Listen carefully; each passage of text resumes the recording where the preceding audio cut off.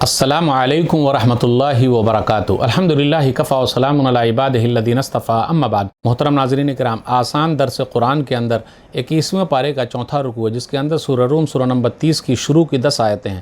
اعوذ باللہ من الشیطان الرجیم، بسم اللہ الرحمن الرحیم۔ الف لام میم، الف لام میم، یہ حروف مقطعات میں سے وہ حروف جن کو الگ الگ کر کے پڑھا جاتا ہے۔ اس کا صحیح معنی اور مفہوم اللہ ہی کو معلوم ہے۔ غلبت الروم، روم کے عیسائی لوگ ہار گئے۔ فی ادنی الارض وهم من بعد غلبهم سیغلبون، قریب کی زمین شام، سیریا اور فلسطین وغیرہ میں، اور اپنے ہار جانے کے کچھ ہی سال بعد پھر اپنے دشمن ایران والوں پر جیت حاصل کر لیں گے۔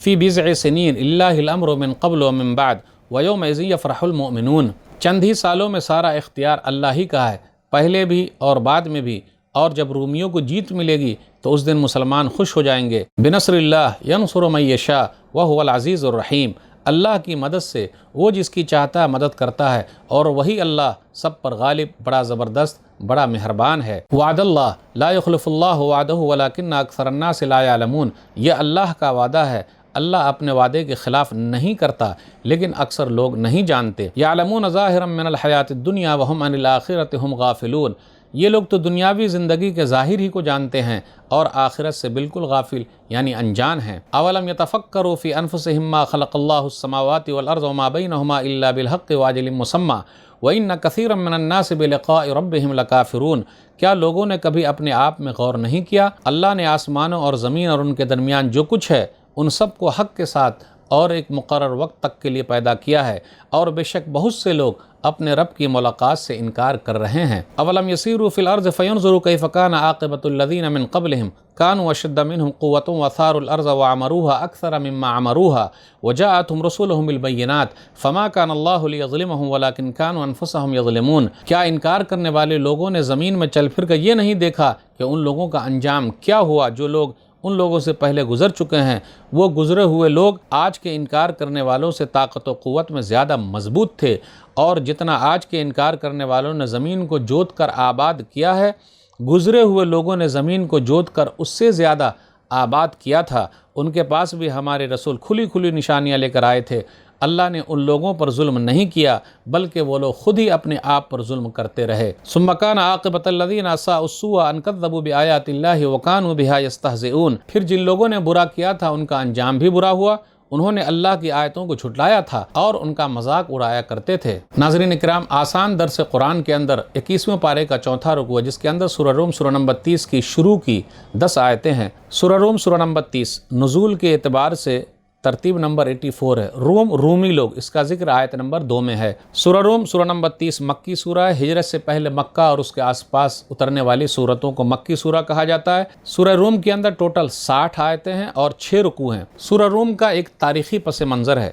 سورہ روم کا تاریخی پس منظر یہ ہے کہ رومی اہل کتاب ایرانی آگ پوجنے والوں سے ہار گئے۔ کتاب والے ہونے کی وجہ سے مسلمانوں کی ہمدردی رومیوں کے ساتھ تھی اور مشرکوں کی ایرانیوں کے ساتھ۔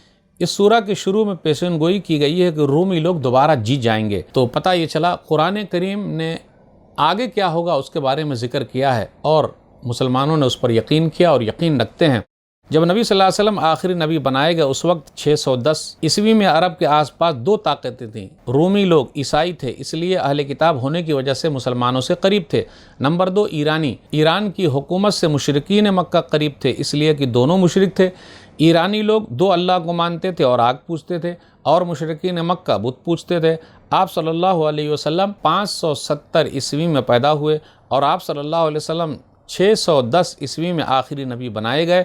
روم اور ایران میں جنگ ہوئی، 602 سے شروع ہو کر 614 تک جاری رہی۔ جب ایران جیت جاتے تو مشرکین مکہ خوش ہوتے کہ ہم بھی مسلمانوں کو کچل دیں گے۔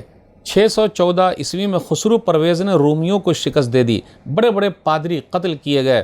ایرانی لوگوں نے شام، مصر اور ایشیائے کوچک کے سب علاقے رومیوں سے چھین لیے۔ قیصر روم کا اقتدار بالکل ختم ہو گیا۔ نبی صلی اللہ علیہ وسلم کی نبوت کا 5واں سال تھا۔ کچھ مسلمان ہجرت کر کے حبشہ ایتھوپیا جا چکے تھے، اس وقت یہ سورہ روم نازل ہوئی۔ ابو بکر صدیق رضی اللہ تعالیٰ عنہ نے ابو جہل سے یہ شرط رکھی کہ رومی لوگ 5 سال کے اندر دوبارہ جیت جائیں گے۔ نبی صلی اللہ علیہ وسلم کے کہنے سے ابو بکر صدیق رضی اللہ تعالی عنہ نے اس مدت میں اضافہ کر لیا۔ رومی لوگ 9 سال کی مدت کے اندر اندر یعنی 7ویں سال ہی دوبارہ جیت گئے۔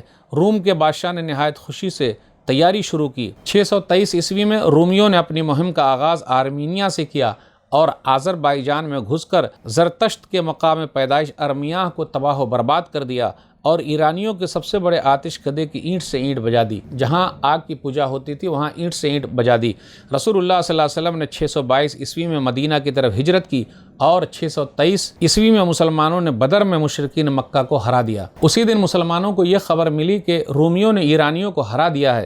اس طرح مسلمانوں کو ڈبل خوشی ملی، ایک تو مشرکین مکہ مسلمانوں سے ہار گئے اور دوسری طرف قرآن کی پیشگوئی کی رومی لوگ جیت جائیں گے پوری ہو گئی۔ اس طرح 9 سال میں یہ رومی لوگ جیت گئے۔ سورہ روم کا خلاصہ کیا ہے؟ سورہ روم کی شروع کی آیتوں میں پیشین گوئی ہے کہ رومی ایران والوں سے جیت جائیں گے۔ اللہ کی نشانیوں کا ذکر ہے کہ اللہ نے انسان کو مٹی سے پیدا کیا ہے، بیویاں اللہ کی نشانیوں میں سے ہے، زبانوں کا الگ الگ ہونا اللہ کی نشانیوں میں سے ہے، رنگوں کا الگ ہونا اللہ کی نشانیوں میں سے ہے، رات میں آرام کرنا اور دن میں کام کرنا اللہ کی نشانیوں میں سے ہے۔ اللہ نے ہر ایک کو فطرت یعنی توحید پر پیدا کیا ہے۔ آگے حکم ہے نماز پڑھو اور مشرکین میں سے نہ ہو جاؤ۔ آگے ہے خشکی اور تری میں لوگوں کے کالے کرتوت کی وجہ سے فساد پھیل گیا ہے۔ ہوا کو اللہ بھیجتا ہے، بارش ہوتی ہے، اللہ مردہ زمین کو زندہ کر دیتا ہے۔ اس طرح کل قیامت کے دن مردوں کو زندہ کرے گا۔